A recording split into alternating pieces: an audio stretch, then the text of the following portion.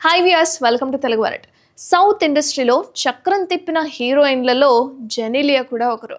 Boys సినిమాతో తరంగేటం చేసిన ఈ అమ్మడు తెలుగు, తమిళ్, హిందీ భాషల్లో అనేక చిత్రాల్లో నటించింది.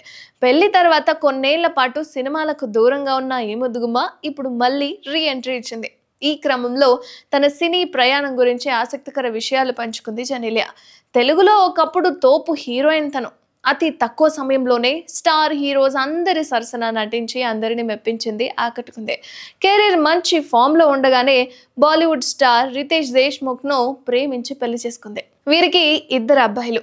పెళ్లి తర్వాత ఇండస్ట్రీకి దూరంగా ఉండిపోయింది జెనీలియా. కానీ చాలా కాలం తర్వాత ఇప్పుడిప్పుడే మళ్ళీ ఇండస్ట్రీలోకి రీ ఎంట్రీ ఇస్తోంది జెనీలియా. అయితే తాజాగా ఓ ఇంటర్వ్యూలో పాల్గొన్న ఆమె పలు ఆసక్తికర విషయాలు పంచుకుంది. బాలీవుడ్ హీరోతో సినిమా సెట్లోనే తనకు పెళ్లి జరిగిందంటూ గతంలో జరిగిన ప్రచారంపై స్పందించింది మరోసారి. అయినా ఆ వార్తలు ఎవరు సృష్టించారో తనకు తెలుసన్నారు.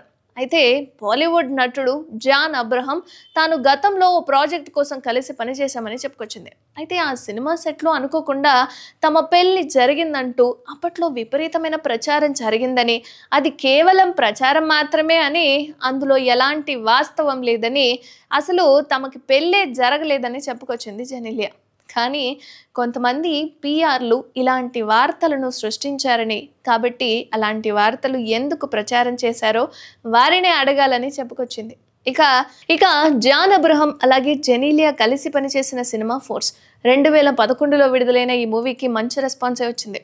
ఈ మూవీ చిత్రీకరణ సమయంలోనే వీళ్ళిద్దరికీ పెళ్లి జరిగిందనే ప్రచారం నడిచింది. ఇక సీన్లో భాగంగా పంతులు గారు వీళ్ళిద్దరికీ నిజమైన పెళ్లి చేసేశారని పెద్ద ఎత్తున ప్రచారం నడిచింది. ఇదిలా ఉంటే మొదటి సినిమాతోనే నటుడు రితేష్ దేశ్ముఖ్తో ప్రేమలో పడింది జెనీలియా. కొన్నాళ్ల పాటు ప్రేమలో ఉన్న వీళ్ళిద్దరూ పెద్దల సమక్షంలో పెళ్లి చేసుకున్నారు. చాలా కాలం తర్వాత జెనీలియా ఆమిర్ ఖాన్ జోడీగా సితారే జమీన్ పర్ చిత్రంలో నటించింది.